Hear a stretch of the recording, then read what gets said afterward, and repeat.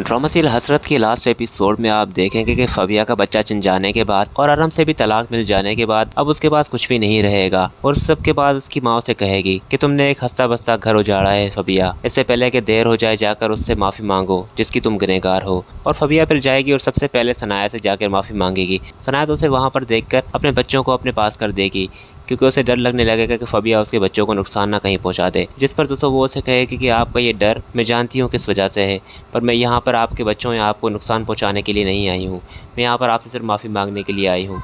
मैंने आपकी ज़िंदगी को तबाह किया और आज मेरे पास देखें कुछ भी नहीं है, ना शोहर ना बच्चा। और फिर यहाँ पर वो उससे हाथ जोड़कर जब माफ़ी मांग रही होगी और फिर सनाया उसे ये कहेगी जितना तुमने मेरे साथ किया है मेरा दिल तो नहीं कहता कि मैं तुम्हें माफ़ करूँ, पर तुमने जो गलती की थी उसकी सज़ा तुम्हें मिल चुकी है, इसलिए मैं अब इतनी बेहस इंसान नहीं हूँ कि तुम्हें माफ़ ना करूँ, इसलिए मैंने तुम्हें माफ़ कर दिया। और फबिया का तो यही एंड होगा दोस्तों, उसके पास कुछ भी नहीं होगा और फिर वो अपने माँ के पास ही रहेगी।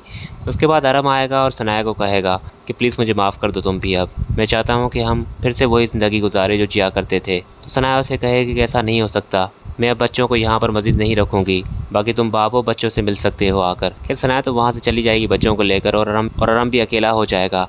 पर सनाया की भाभी सनाया को समझाएगी कि तुम बच्चों को इस तरह से दूर नहीं रख सकती और जब आराम ने भी फबिया को तलाक दे दी है तो तुम भी उसे एक मौका दे दो और अपनी ज़िंदगी एक और बार शुरू करो। इस पर सनाया उसे कहेगी कि आप कैसे भूल सकती हैं कि उन्होंने मेरी माँ को मारा है और मेरे बच्चों और मेरी ज़िंदगी के साथ इतना कुछ किया है, मैं कैसे उनके साथ फिर से रह सकती हूँ। तो सनाया की भाभी और सनाया का भाई भी उसे ये समझा रहा होगा कि आराम को सज़ा मिल चुकी है, अब वो ऐसा कभी नहीं करेगा। और यहाँ पर भी वो आया था जब माफ़ी मांगने के लिए, तो मैंने उसकी आंखों में देखा था, बाकी तुम्हारी मर्जी है। और फिर दोस्तों सनाया की भाभी और उसके भाई की बातों का असर उस पर ऐसा पड़ेगा कि सनाया फिर वापस जाने का फैसला कर लेगी कि वो आराम के पास जा रही है।